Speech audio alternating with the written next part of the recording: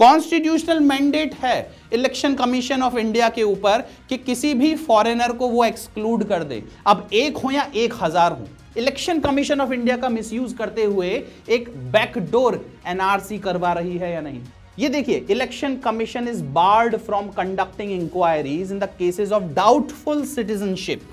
जो अब doubtful voters या कहें कि डी वोटर्स या फिर इनको नो मैपिंग में डाल दिया गया है, इनके साथ क्या होगा, what happens to those voters who are deleted from the electoral roll. इसी को लगातार बोला जा रहा है maintaining the purity of the electoral roll. इसी की वजह से इंक्वायर करने का, चेक करने का पूरा मैंडेट है, क्योंकि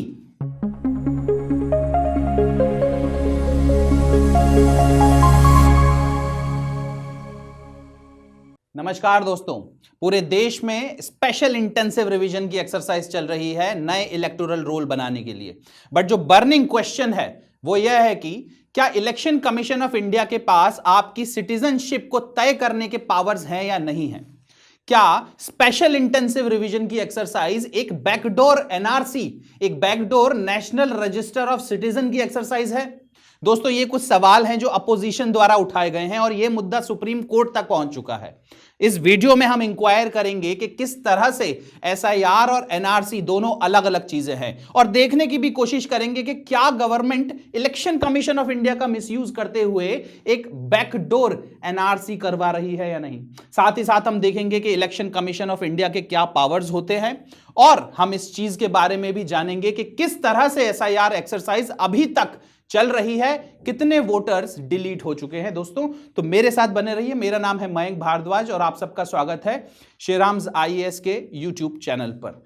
before I start, I would like to tell you about the free 1-to-1 mentorship of Shriram's IAS. अगर आप यूपीएससी के छात्र हैं और आपको किसी भी प्रकार का डाउट है तो आप हमारे ऑफलाइन सेंटर पर आकर हमारे एक्सपर्ट मेंटोर्स से मिल सकते हैं। ये सेवाएं ऑनलाइन भी आपके लिए उपलब्ध हैं। The only thing which you have to do is to go to the description of this video, click the link, fill the form and we are going to approach you.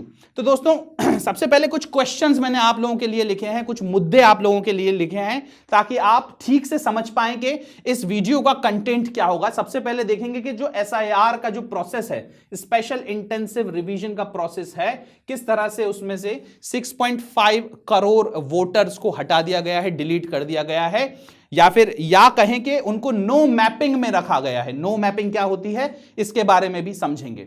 साथ ही साथ जो opposition का claim है, जो बहुत बड़ा claim है, क्या ये पूरा का पूरा एसआईआर एक्सरसाइज एक बैकडोर एनआरसी है, नेशनल रजिस्टर ऑफ सिटीजन का एक्सरसाइज है। अपोजिशन का कहना है कि बहुत भारी विरोध है एनआरसी के लिए, गवर्नमेंट एनआरसी नहीं करवा पा रही है, इस वजह से इलेक्शन कमीशन ऑफ इंडिया का मिसयूज करते हुए एक बैकडोर एनआरसी की एक्सरसाइज तो नहीं हो रही है। कहीं इलेक्शन कमीशन ऑफ इंडिया अपने मैंडेट से ओवरस्टेप तो नहीं कर रहा है। साथ ही साथ इसको समझने के लिए हमको समझना होगा एसआईआर और एनआरसी के बीच का डिफरेंस, और किस तरह से हमारी जो इंडियन पॉलिटी है वो सिटीजन सेंट्रिक पॉलिटी है। वो सारे आर्ग्यूमेंट जो इलेक्शन कमीशन ऑफ इंडिया दे रहा है इस क्लेम के अगेंस्ट, उनको समझने की कोशिश करेंगे दोस्तों। और जो सबसे इंपॉर्टेंट कॉन्स्टिट्यूशनल इशू है, ये देखिए, election commission is barred from conducting inquiries in the cases of doubtful citizenship. क्या आपकी सिटीजनशिप को तय कर सकता है इलेक्शन कमीशन ऑफ इंडिया या नहीं कर सकता है? यह सबसे बड़ा कॉन्स्टिट्यूशनल इशू है जो आज कोर्ट के सामने है। अगर आपको इलेक्टोरल रोल बनाने हैं तो आपको यह तो देखना होगा कि सिटीजनशिप आपकी है भारतीय या नहीं है, आप फॉरेनर हैं या नहीं है। बट क्या ये power election commission of India को दी गई है? कोई ऐसा लॉ है जो पार्लियामेंट द्वारा बनाया गया है जो इस तरह की कोई बात कहता है? और दोस्तों, सबसे इंपॉर्टेंट चीज, ये जो 6.5 करोड़ वोटर्स जो अब डाउटफुल वोटर्स या कहें कि डी वोटर्स या फिर इनको नो मैपिंग में डाल दिया गया है, इनके साथ क्या होगा, what happens to those voters who are deleted from the electoral roll. तो दोस्तों, सबसे इंपॉर्टेंट चीज जो अभी लगातार पेपरों में चल रही है, इंडियन एक्सप्रेस में भी दिया हुआ है, उत्तर प्रदेश के अंदर करीब 2.89 करोड़ वोटर्स को इलेक्टोरल रोल से बाहर निकाल दिया गया है। उनकी कोई मैपिंग नहीं है, उनके पास कोई लेगेसी सर्टिफिकेट नहीं है, साथ ही साथ में उनके पास, उनको जो बोला जा रहा है वो बोला जा रहा है दे आर डाउटफुल वोटर्स। और SIR 2 चल रहा है। अब SIR 1 जो हुआ था वो बिहार में हुआ था, SIR 2 करीब 12 स्टेट्स में हो रहा है। और जो ड्राफ्ट रोल है 13% of the electors are deleted from 9 state. ये देखिए, ये पूरा 12 स्टेट्स और कुछ यूनियन टेरिटरीज हैं, उन सबका एक तरह से डेटा है pre SIR, before the Election commission of India's exercise of special intensive revision. Total number of voters जो होते थे वो कितने होते थे दोस्तों? 50 करोड़ 90 लाख। अब SIR एक्सरसाइज के बाद जो ड्राफ्ट रोल बनाए गए हैं उसमें कितने बचे हैं? 4.40 करोड़। तो 6.50 करोड़ का डिफरेंस आया है, विच इज अराउंड 12.88%। इतने वोटर्स को हटा दिया गया है दोस्तों। That is the basis, primary basis कि ये अपोजिशन द्वारा क्लेम किया जा रहा है कि कहीं SIR की एक्सरसाइज एक बैकडोर NRC तो नहीं है। क्या कुछ सिटीजन्स को या सेक्शन ऑफ सिटीजन्स को परमानेंटली भारत की सिटीजनशिप से तो नहीं हटा दिया जाएगा? NRC दोस्तों भूलिए मत, ये वो रजिस्टर है जिसके अंदर भारत के पूरे नागरिकों के नाम होते हैं।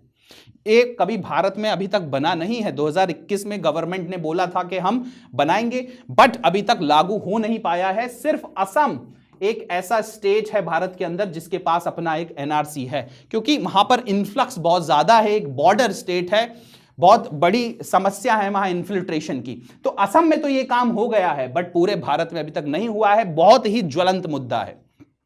और करीब 6.50 करोड़ वोटर्स SIR से हट गए हैं। अब दोस्तों ये SIR की एक एक्सरसाइज क्या है, इसको समझने की कोशिश करते हैं। सबसे पहले तो देखिए, ये 2 फेज में, सबसे पहला फेज जो हुआ था वो बिहार में हुआ था, विच इज वेरी सक्सेसफुल। और इलेक्शन कमीशन ऑफ इंडिया द्वारा, निर्वाचन आयोग द्वारा कहा जा रहा है कि 0 अपील्स के साथ ये सक्सेसफुल रहा था। जो दूसरा फेज है ये करीब 12 स्टेट्स और यूनियन टेरिटरीज में चल रहा है। और ये सब वो यूनियन टेरिटरीज और स्टेट्स हैं जिनमें करीब 2026 के अंदर इलेक्शंस होने हैं। तो सबसे पहले उन्हीं स्टेट्स को लिया, जिनके इलेक्शंस बाद में होंगे उनको बाद में लिया जाएगा। बट ये जो SIR की स्पेशल इंटेंसिव रिवीजन की एक्सरसाइज है ये पूरे देश में होगी। देखिए दोस्तों, इसकी जरूरत क्या है? किसी भी इलेक्शन से पहले, बिफोर एवरी इलेक्शन, या फिर एज पर रिक्वायरमेंट आपको इलेक्टोरल रोल को चेंज करना पड़ता है। इलेक्शन कमीशन ऑफ इंडिया के पास अंडर आर्टिकल 324, 325 एंड 326 ये पावर है कि वो इलेक्टोरल रोल बना सकता है, इलेक्टोरल रोल को रिवाइज कर सकता है, चेंज कर सकता है। और ये जो चेंज होते हैं ये इलेक्टोरल रोल की प्योरिटी मेंटेन करने के लिए होते हैं, ताकि फॉरेनर्स उसमें ना आके जुड़ जाएं, ताकि डुप्लीकेशंस उसमें ना हो, ताकि जो लोग माइग्रेट कर गए हैं उनके नाम 2-2 जगह ना आ जाए। इन सब के लिए एक एक्सरसाइज की जाती है इलेक्टोरल रोल को रिवाइज करने की। अब वो समरी बेसिस पे भी हो सकती है। समरी बेसिस का मतलब होता है कि किसी एक पर्टिकुलर कॉन्स्टिट्यूएंसी के इलेक्टोरल रोल को चेंज कर देना, या फिर किसी एक पर्टिकुलर इलेक्शन से पहले इलेक्टोरल रोल में हल्का सा चेंज करना। जो बच्चे 18 साल से ऊपर हो गए उनको इंक्लूड कर लो, जिनकी मृत्यु हो चुकी है उनके नाम डिलीट कर दो, जो माइग्रेट कर चुके हैं कहीं दूसरी जगह उनके नाम डिलीट कर दो। बट ये जो एक्सरसाइज हो रही है दोस्तों, ये इंटेंसिव एक्सरसाइज है। इंटेंसिव एक्सरसाइज का मतलब ये होता है कि जो पुराने इलेक्टोरल रोल हैं अब उनको रख दिया जाएगा और नया एक इलेक्टोरल रोल बनेगा। और नए इलेक्टोरल रोल बनने के लिए सारे देशवासियों को सामने आना पड़ेगा। बूथ लेवल ऑफिसर्स का इसमें बहुत इंपॉर्टेंट काम है। एन्यूमरेशन फॉर्म्स आपको भरने होंगे, कुछ ना कुछ डॉक्यूमेंट्स देने होंगे और आपको सिद्ध करना होगा कि हम भारत के नागरिक हैं। तो आपका नाम पुराने इलेक्टोरल रोल में है या नहीं है वो एक बात है, बट नए इलेक्टोरल रोल में आने के लिए आपको कुछ ना कुछ डॉक्यूमेंट्स देने होते हैं। ठीक है, अब आगे बढ़ते हैं दोस्तों। Political parties have been raising the issue relating to the quality of rolls. और ये क्वालिटी ऑफ रोल के इशू क्यों आते हैं? क्योंकि करीब 21 साल पहले स्पेशल इंटेंसिव रिवीजन हुआ था दोस्तों, 2002 से 2004 के बीच में हुआ था लास्ट टाइम। और अभी तक अपने आजाद भारत में करीब 8 बार हो चुका है। It has been done 8 times from 1951 to 2004। Election commission of India ही करता है और हर बार करना बहुत ज्यादा जरूरी होता है। क्यों जरूरी होता है? What is the need? Because of changes. किस में चेंज होता है? इलेक्टोरल रोल में। किस तरह के चेंज होते हैं? Frequent migration. अब आप देखिए भारत के अंदर इंटरनल माइग्रेशन कितना ज्यादा चल रहा है। बच्चे पढ़ाई के लिए बाहर जाते हैं, लोग काम करने के लिए बाहर जाते हैं, अपने स्टेट को छोड़ के दूसरे स्टेट चले जाते हैं, अपनी कॉन्स्टिट्यूएंसी को छोड़ के दूसरी कॉन्स्टिट्यूएंसी में रह के बस जाते हैं, बहुत लंबे स्तर पर मजदूरों का माइग्रेशन होता है। तो ह्यूज लेवल माइग्रेशन है भारत के अंदर, और इस माइग्रेशन की वजह से इलेक्टोरल रोल में चेंज करना भी जरूरी है। भाई आप कहां पर वोट देंगे? आप किसी भी कॉन्स्टिट्यूएंसी में भारत में वोट दे सकते हैं, पर आप जिस कॉन्स्टिट्यूएंसी से बिलोंग करते थे, हो सकता है 2 साल 3 साल पहले आप वहां से निकल के कहीं और चले गए हो फॉर व्हाटएवर पर्पस। अब आपका नाम एक नई जगह जोड़ना जरूरी है और पीछे से हटाना जरूरी है। That is the reason why this revision happens. साथ ही साथ में resulting in voters getting registered more than one places, तो डुप्लीकेशन बहुत ज्यादा होते हैं। आप किसी एक स्टेट से निकल के दिल्ली आ गए, आप वहां पर भी इलेक्टोरल रोल में हैं, आप यहां पर भी अगर इलेक्टोरल रोल में अपने आप को रजिस्टर करवा लेते हैं तो डुप्लीकेशन हो गया। ये डुप्लीकेशन भी हटाना जरूरी है। Non removal of the dead voters, जो भगवान को प्यारे हो गए हैं, उनके नाम भी इलेक्टोरल रोल में जुड़े हुए हैं, उनको भी हटाना बहुत ज्यादा जरूरी है।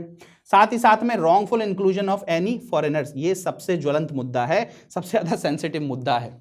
दोस्तों, अगर आप भारत के नागरिक नहीं हैं तो आपको हक भी नहीं है कि आप वोट दें, आपको हक भी नहीं है कि आप किसी भी पब्लिक ऑफिस के लिए खड़ा हों।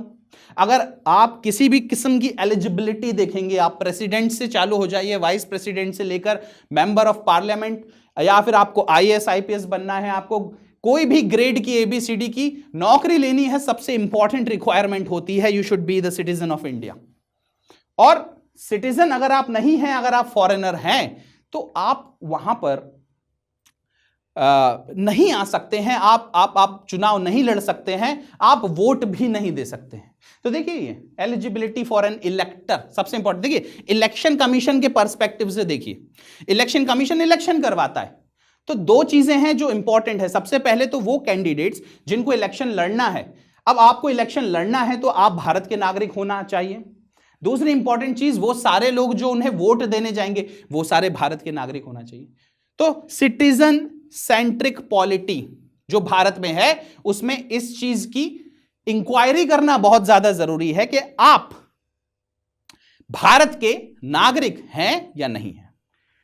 एलिजिबिलिटी क्या है? 326 के अंदर देखिए आप, सिटीजन ऑफ इंडिया आपका होना जरूरी है अगर आपको वोट डालना है। तो अगर आपको वोट डालना है तो आप 18 साल से ऊपर के होंगे।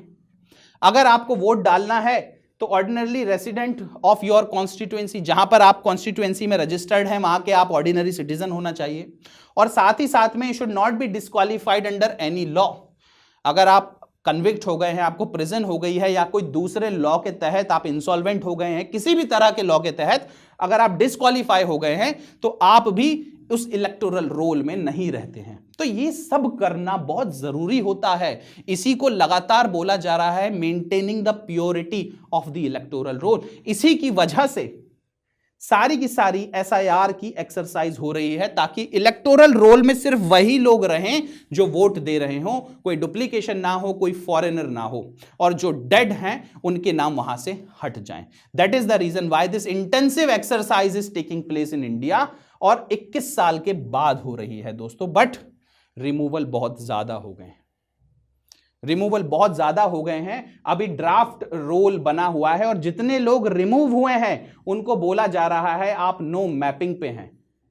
नो मैपिंग का मतलब क्या है दोस्तों? इसका मतलब आपकी जो सिटीजनशिप है वो ट्रेस नहीं हो पा रही है, और ट्रेस हो जाने के लिए आपको कुछ ना कुछ डॉक्यूमेंट्स देने पड़ेंगे।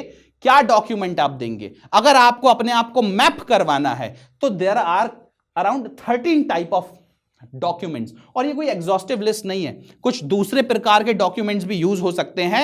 बट आप देखिए इसमें आधार कुछ कंडीशंस के साथ, after the ruling of the Supreme Court, after some conditions Aadhaar को एक्सेप्ट करा जाएगा, क्योंकि देखा गया है कि बहुत सारे ऐसे लोग जो भारत के नागरिक नहीं हैं बट इलीगली भारत में इन्फिल्ट्रेट कर गए हैं, उनके पास भी आधार है, तो आधार को बेसिस नहीं माना जा रहा था। आपकी सिटीजनशिप को मैप करने के लिए इन 13 में से किसी भी एक डॉक्यूमेंट को आप दे सकते हैं। इसके अलावा गवर्नमेंट चाहे तो कोई दूसरे डॉक्यूमेंट्स भी ले सकती है, बस ये प्रूव करना है कि आप भारत के नागरिक हैं। इसमें बहुत कुछ आता है, देखिए आपका पैन कार्ड भी आ जाएगा, आपका ड्राइविंग लाइसेंस भी आ जाएगा, आपके 10th और 12th के सर्टिफिकेट्स भी आ जाएंगे, आपका पासपोर्ट भी आ जाएगा, आपका बर्थ सर्टिफिकेट भी आ जाएगा। बहुत वाइड डेफिनेशन है। Any identity card, pension order, देखिए forest right certificate, caste certificate, बहुत सी चीजें हैं जो चलेंगी। अब मैपिंग में अगर आपको आना है, कहने का मतलब है अगर आपके पास एक नोटिस आ गया है, आप उन 6.50 करोड़ लोगों में से हो, तो आप कुछ ना कुछ तो करोगे, कोई ना कोई तो ऐसा डॉक्यूमेंट दोगे ताकि आप प्रूव कर सको कि आप भी भारत के नागरिक हो। उसके लिए क्या करना होगा? अगर आपका बर्थ 1987 से पहले हुआ है तो कोई भी एक डॉक्यूमेंट इन 13 की लिस्ट में से चल जाएगा, कोई भी एक डॉक्यूमेंट ऑफ द सेल्फ जो प्रूव कर देगा कि आप यहां के नागरिक हैं। पर अगर आप 1987 से 2004 के बीच में आपका बर्थ हुआ है तो क्या करना होगा? आपको एक डॉक्यूमेंट ऑफ द सेल्फ, खुद का एक डॉक्यूमेंट देना होगा इन 13 की लिस्ट में से। साथ ही साथ आपको अपने मदर या फादर दोनों में से किसी एक व्यक्ति का, या तो आपके मां का या तो आपके पिता का, दोनों में से किसी एक का डॉक्यूमेंट साथ लाना होगा अगर आप 1987 से 2004 के बीच में आपका बर्थ हुआ है तो। और 2000 से 2004 के बाद जिनका बर्थ हुआ है उनको एक सेल्फ का डॉक्यूमेंट तो लाना ही होगा, बट मदर और फादर दोनों के डॉक्यूमेंट लाने होंगे। One document each of mother and father. और डॉक्यूमेंट्स इन 13 में से कोई भी हो सकते हैं। So basically this is what SIR is all about. Election commission of India का मैंडेट है फ्री एंड फेयर इलेक्शन करवाना देश के अंदर, और फ्री एंड फेयर इलेक्शन करवाने के लिए इलेक्शन कमीशन ऑफ इंडिया को यह जानना तो जरूरी है ना कि भाई वोटर्स कौन हैं, और उन वोटर्स में से इलेक्टोरल रोल की प्योरिटी को जानना बहुत जरूरी है। और स्टैट्यूटरी मैंडेट है, कॉन्स्टिट्यूशनल मैंडेट है इलेक्शन कमीशन ऑफ इंडिया के ऊपर कि किसी भी फॉरेनर को वो एक्सक्लूड कर दे, अब 1 हो या 1000 हो। और दोस्तों वही हो रहा है, बट ठीक है, कुछ सवाल उठाए जा रहे हैं डेफिनेटली। अब दोस्तों ये तो हो गया स्पेशल इंटेंसिव रिवीजन। अब हम आते हैं NRC पे, national register of citizen. National register of citizen क्या होता है दोस्तों? सारे देश के जो नागरिक होते हैं ना, उन सब का नाम नेशनल रजिस्टर ऑफ सिटीजन्स में होता है, NRC के अंदर होता है। भारत में अभी तक नेशनल रजिस्टर ऑफ सिटीजन नहीं बना हुआ है। सिर्फ एक असम ऐसा स्टेट है जिसके पास नेशनल रजिस्टर ऑफ सिटीजन्स है। ऑल्दो जो 1955 का सिटीजनशिप एक्ट है उसके अंदर NRC बनवाना मैंडेटरी है, बट अभी तक गवर्नमेंट नहीं करवा पाई है। बहुत सेंसिटिव और ज्वलंत मुद्दा है दोस्तों, और काफी इश्यूज आ रहे हैं, इसको लेके हम एक एक करके देखेंगे। बट आप देखिए NRC और SIR में जो बेसिक डिफरेंस है, SIR के अंदर कौन आ रहा है दोस्तों? स्पेशल इंटेंसिव रिवीजन के अंदर वो सारे लोग हैं जो इलेक्शन में वोट करेंगे। इसका मतलब है वो 18 साल से ऊपर होना चाहिए, वो भारत के नागरिक तो होना ही चाहिए, बट 18 से ऊपर होना चाहिए, अनसाउंड माइंड के नहीं होना चाहिए, डिस्क्वालिफाइड नहीं होना चाहिए, यही सब बात कही गई है। They should be the ordinary citizen of the constituency, should not be disqualified under any law, should not be of unsound mind, should be a citizen who is above 18 year of age. But NRC क्या है? NRC के अंदर दोस्तों, क्योंकि ये भारत के पूरे नागरिकों का रजिस्टर है, इसमें भारत के पूरे नागरिकों का नाम आना चाहिए, तो इसमें ऐसे लोग जो 18 साल से नीचे के हैं उनका नाम भी आएगा, जो अनसाउंड माइंड के हैं, जिनको वोट देने को नहीं मिलता है बट भारत के नागरिक हैं, उनका नाम भी आएगा। इनमें उन लोगों का नाम भी आएगा दोस्तों जो किसी ना किसी लॉ के अंदर डिस्क्वालिफाइड हो गए हैं वोट देने से। तो दोस्तों NRC एक बहुत ब्रॉडर लिस्ट है, इसमें उन सबके नाम आ जाते हैं जो भारत के नागरिक हैं। बट इलेक्टोरल रोल्स के अंदर जो electoral rolls special intensive revision exercise के थ्रू बन रहे हैं उसमें सिर्फ उन लोगों के नाम आते हैं जो वोट दे सकते हैं। बट बहुत भारी लेवल पर ऐसा हो रहा है कि एसआईआर एक्सरसाइज के थ्रू ये बात पता भी चल रही है, बहुत से ऐसे लोगों का नाम स्पेशल इंटेंसिव रिवीजन में आ गया है जो भारत के नागरिक नहीं है। And that is the reason why SIR exercise is happening. Now comes the question which the opposition is raising, क्या एसआईआर एनआरसी एक्सरसाइज की बैकडोर एक्सरसाइज हो रही है क्या? What is this happening? SIR के थ्रू एनआरसी हो रहा है। तो दोस्तों अभी तो इसके बारे में कुछ नहीं कहा जा सकता, यह बात सुप्रीम कोर्ट गई है। सुप्रीम कोर्ट में जो इलेक्शन कमीशन ऑफ इंडिया की तरफ से वकील है, उन्होंने कहा है सर दोनों ही एक्सरसाइज में अलग अलग डिफरेंस है, बहुत ज्यादा डिफरेंस है। एनआरसी एक टोटली डिफरेंट चीज है, एसआईआर एक टोटली डिफरेंट चीज है। और ये जो सारे डिस्टिंक्शन हैं उन्होंने दिए हैं, और लगातार वो कह रहे हैं कि इलेक्शन कमीशन ऑफ इंडिया के पास सिटीजनशिप को इंक्वायर करने का, चेक करने का पूरा मैंडेट है, क्योंकि जो बेसिक एक इंपॉर्टेंस है सिटीजन ऑफ इंडिया की, वो बहुत ज्यादा इंपॉर्टेंट है आपका इलेक्टोरल रोल में आने के लिए। कहने का मतलब है जो इलेक्टोरल रोल बनाया जाएगा उसमें सिटीजन ऑफ इंडिया का होना बहुत जरूरी है। तो हम सिटीजनशिप तो चेक करेंगे ही ना। जो हमारी सिटीजन सेंट्रिक पॉलिटी है, जिसके अंदर प्रेसिडेंट से लेके तो सारे पॉलिटिकल ऑफिसेज में आपको सिटीजन होना जरूरी है। इलेक्शन लड़ने के लिए या फिर वोट करने के लिए आपको सिटीजन ऑफ इंडिया होना जरूरी है। तो कोई ना कोई कॉम्पिटेंट अथॉरिटी तो जरूर आपकी सिटीजनशिप चेक करेगी, और इस केस के अंदर इलेक्शन कमीशन ऑफ इंडिया के पास वो मैंडेट है। इलेक्शन कमीशन ऑफ इंडिया के पास पूरा पावर है कि वो आपकी सिटीजनशिप को चेक कर सकता है। और दोस्तों ये बात कहां से प्रूव हो रही है? ये कुछ आर्टिकल्स हैं ऑफ द इंडियन कॉन्स्टिट्यूशन, आप देखिए 324 इज अबाउट द सुपरिंटेंडेंस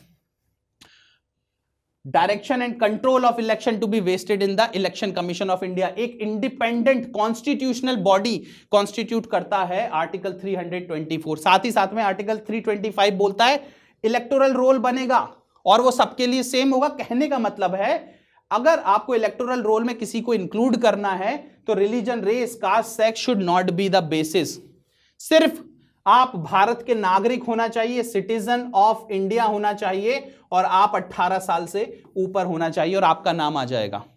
किसी एक पर्टिकुलर रिलीजन को, कास्ट को, किसी एक पर्टिकुलर जेंडर को इलेक्टोरल रोल से हटाया नहीं जाएगा। पूरे भारत के नागरिक जो 18 साल से ऊपर के हैं वो इस इलेक्टोरल रोल में आएंगे।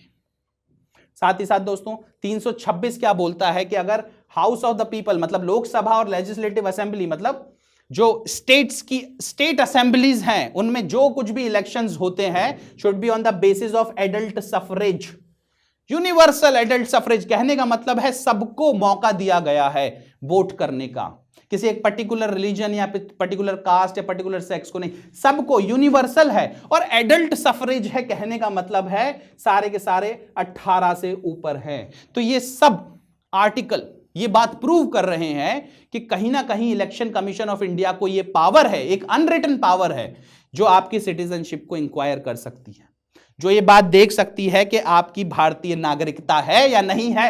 सिर्फ कॉन्स्टिट्यूशन ही ये बात नहीं बोल रहा है, representation of the people's act 1951 को देखिए, सेक्शन 16 को देखिए, सेक्शन 21 को देखिए। सेक्शन 16 बोलता है disqualification for registration in an electoral roll, कि आपको किस तरह से डिस्क्वालीफाई किया जा सकता है। ये जो अभी 6.50 करोड़ वोटर्स डिस्क्वालीफाई हुए हैं, जिस भी रूल के तहत हुए हैं, ये भी इलेक्शन कमीशन ऑफ इंडिया बनाएगी। इलेक्शन कमीशन ऑफ इंडिया ही इसको एग्जीक्यूट करेगी। साथ ही साथ preparation and revision of the electoral role, article number 21 सीधा सीधा पावर दे रहा है इलेक्शन कमीशन ऑफ इंडिया को। तो दोस्तों election commission of India is well within its power to inquire about the citizenship of a particular person. और citizenship inquire क्यों करना जरूरी है? इसलिए कि इलेक्टोरल रोल का एक सबसे इंपॉर्टेंट बेसिस है कि आप भारत के नागरिक हैं या नहीं है। तो कहा तो जा सकता है कि एसआईआर एक्सरसाइज के अंदर इलेक्शन कमीशन ऑफ इंडिया अगर आपकी नागरिकता को चेक कर रहा है तो वो कोई भी ओवर स्टेपिंग नहीं कर रहा है, अपने मैंडेट से बाहर नहीं जा रहा है, अपने जुरिस्डिक्शन को क्रॉस नहीं कर रहा है। और यह भी कहा जा सकता है कि वो एनआरसी, बैकडोर एनआरसी भी नहीं कर रहा है। दोस्तों अब तो कोर्ट के अधीन है ये मामला, लगातार वहां पे जो आर्ग्यूमेंट्स हैं वो चल रहे हैं। अब कोर्ट किस डिसीजन पे पहुंचता है ये तो देखने वाली बात होगी, बट एक चीज जो रह गई है अपना समझना, वो है एनआरसी। दोस्तों एनआरसी सिर्फ असम में ही है। एनआरसी भारत के किसी दूसरे स्टेट में नहीं हुआ। क्यों नहीं हुआ समझना जरूरी है। देखिए एक बहुत मैंडेटरी एक्सरसाइज है। 1955 का सिटीजनशिप एक्ट बोलता है कि आपके पास एक नेशनल रजिस्टर ऑफ सिटीजन होना चाहिए, नेशनल पॉपुलेशन रजिस्टर, एनपीआर, ये भी होता है, उसको भी समझेंगे, बट सबसे पहले एनआरसी को समझना जरूरी है। साथ ही साथ में 2003 के जो अमेंडमेंट हुआ है इस पर्टिकुलर एक्ट में, उसमें कुछ रूल्स बनाए गए, उसके अंदर भी एनआरसी का मेंशन है। असम के अंदर क्या हुआ था, असम एक ऐसा स्टेट है जो कि एक बॉर्डर स्टेट है, इलीगल माइग्रेशन बहुत ज्यादा होता रहता है, इन्फिल्ट्रेशन बहुत ज्यादा होता रहता है, इसके वजह से बहुत ज्यादा वहां पे प्रोटेस्ट चलते हैं। 1985 में असम अकॉर्ड भी हुआ था। उस असम अकॉर्ड के तहत 24 मार्च या कहें कि 25 मार्च 1971 से पहले वाले लोग तो अलाउड हैं, बट 25 मार्च 1971 के बाद जितने भी लोग इलीगली इन्फिल्ट्रेट करे हुए हैं असम के अंदर, उन सबको एक्सपल्ज कर दिया जाएगा, उन सबको भारत का नागरिक नहीं माना जाएगा। जो 1966 से 24 मार्च 1971 तक असम में इन्फिल्ट्रेट करे हैं, अगर वो कोई ना कोई डॉक्यूमेंट प्रदान कर देते हैं तो उनको भारत का नागरिक मान लिया जाएगा। बट 25 मार्च 1971 से बाद में जितने भी लोग असम में इन्फिल्ट्रेट करे हैं, जो भारत के नागरिक पहले से नहीं हैं, जिनके पास कोई लेगेसी सर्टिफिकेट नहीं है, उनको भारत का नागरिक नहीं माना जाएगा। ये असम अकॉर्ड 1985 में इंक्लूड हुआ था। इसके तहत एक section 6A was also included in the Citizenship Act of 1955। ये सब असम में हो रहा है दोस्तों। अच्छा आगे, असम में पहले 1951 में एक एनआरसी था, बट उसको अनकॉन्स्टिट्यूशनल घोषित कर दिया गया था। उसका बेसिस ठीक नहीं था, उसमें जो इंक्लूजन्स हो रहे थे वो सब ठीक नहीं थे, और 2013 में कोर्ट के अंडर ये पूरी प्रोसेस चालू हुई। कोर्ट ने इस पूरी प्रोसेस को मॉनिटर करा एनआरसी बनाने की। साथ ही साथ में 2019 में इस एनआरसी को बनाकर पब्लिश कर दिया, और 2021 में गवर्नमेंट ऑफ इंडिया ने कहा कि हमारे कुछ प्लान्स हैं इस एनआरसी को नेशन वाइड इंप्लीमेंट करने के, बट हो नहीं पाया दोस्तों। It never happened। क्यों? Because of the fear of what was seen in Assam। अगर आप देखेंगे तो 1.9 million people were excluded। There were massive errors। और जिनका स्पेशल एक्सक्लूजन हुआ था वो वल्नरेबल ग्रुप्स थे, such as women, such as poor, क्योंकि इनके पास कोई लेगेसी सर्टिफिकेट नहीं है, ये प्रूव ही नहीं कर पा रहे हैं कि हम भारत के नागरिक हैं। औरतों का नाम शादी के बाद कई बार चेंज हो जाता है, तो वो भी प्रूव नहीं कर पा रही हैं कि हम भारत के नागरिक हैं। ये जो मासिव एरर हुए हैं और 1.9 मिलियन पीपल बाहर हो गए थे, आप देखिए इसमें कुछ वॉर वेटरन्स भी हैं, इसमें कुछ ऐसे लोग भी हैं जो जिनकी फैमिलीज वहां पे दशकों से रह रही हैं। तो दोस्तों इस तरह का कुछ भी एक्सरसाइज अगर ऑल इंडिया लेवल पर होता है तो of course there is going to be some kind of scrutiny over it, उसका अपोजिशन जरूर होगा। और सबसे इंपॉर्टेंट बात बता दूं, एनआरसी को अभी CAA constitutional amendment act of 2019 से लिंक करके देखा जाता है। इस एक्ट के तहत 6 ऐसे रिलीजन्स हैं, नॉन मुस्लिम रिलीजन्स हैं, जिनको फास्ट ट्रैक सिटीजनशिप दे दी गई थी अगर वो परसिक्यूटेड माइनॉरिटीज हैं अफगानिस्तान में, पाकिस्तान में या बांग्लादेश के अंदर। अब दोस्तों लोगों का कहना है कि अगर कोई मुस्लिम अपनी सिटीजनशिप प्रूव नहीं कर पा रहा है तो उसको ऑटोमेटिकली इलीगल माइग्रेंट मान लिया जाएगा। इस वजह से भी एनआरसी का विरोध हो रहा है। तो दोस्तों बहुत कॉम्प्लिकेटेड, बहुत सेंसिटिव मुद्दे हैं, और जैसा कि हमने पूरी वीडियो में पूरे अपने डिस्कशन में ये बात जानी कि इलेक्शन कमीशन ऑफ इंडिया जो SIR स्पेशल इंटेंसिव रिवीजन की एक्सरसाइज कर रहा है वो कितनी ज़्यादा ज़रूरी है, करना क्यों ज़रूरी है, और जो अपोजिशन के द्वारा सवाल उठाए जा रहे हैं कि कहीं ये बैकडोर एनआरसी तो नहीं है, इसको भी उठाना बहुत ज़्यादा ज़रूरी है दोस्तों। अब कोर्ट डिसाइड करेगा कि आगे क्या होगा, कोर्ट के डिसीजन का वेट करते हैं कि आगे क्या होगा। कोर्ट ही इंक्वायर करेगा कि क्या ये एक बैकडोर एनआरसी है या नहीं है। बट जब तक के लिए बहुत बहुत धन्यवाद मेरे साथ बने रहने के लिए। Have a nice day and जय हिंद।